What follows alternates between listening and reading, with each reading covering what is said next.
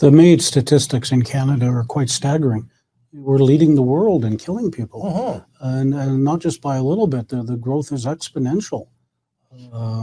Thousands and thousands of people in Quebec alone. Well, I think it was 15,600 or so last year, and sorry, in 2022 we don't have the three numbers yet. And it was 10,000 the year before, and it had been 5,000 the year before that. So yes, an exponential growth. There's funeral homes in Quebec City that are setting up shop. Come to us. You can die here and be basically in your coffin already. I mean, it really is. It is frightening, and I think you're right. We're all fathers here. We do anything for our children, anything to keep them alive. But what is the right? What is the right of an adult? When can an adult not? When can an adult not make proper decisions?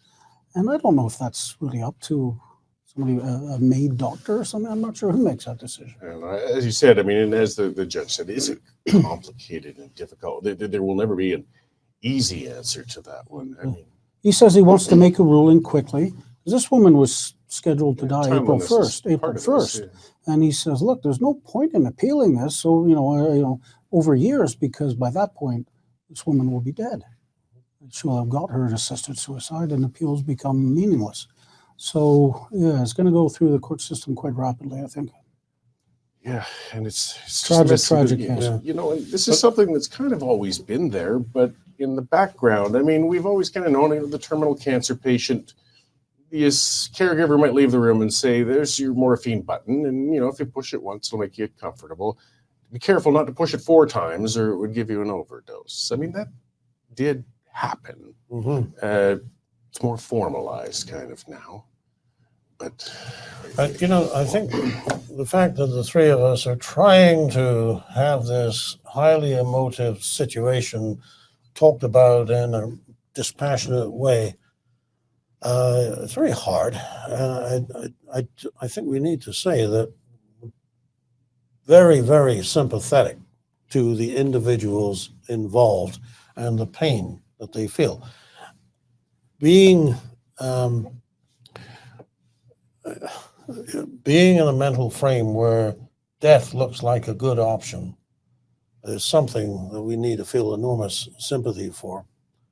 The father in the case have great empathy for somebody like that. But, they do say that hard cases make bad law. And in the end, preserving life has got to be the priority, because you can get a second chance to litigate this, but if somebody lives through the first court hearing, but you don't get a second chance if it's all over. And the precedent that this could set could be horrible. Absolutely. Well, we'll watch and see, and we should err on the side of life when it comes to these things, in my view. But just to be highly provocative, look at all the kids who are coming up with, they're getting their sex changed. They wait 5 years and suddenly find that this is terrible.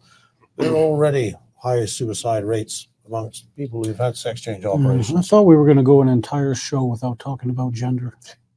Sorry, Dave.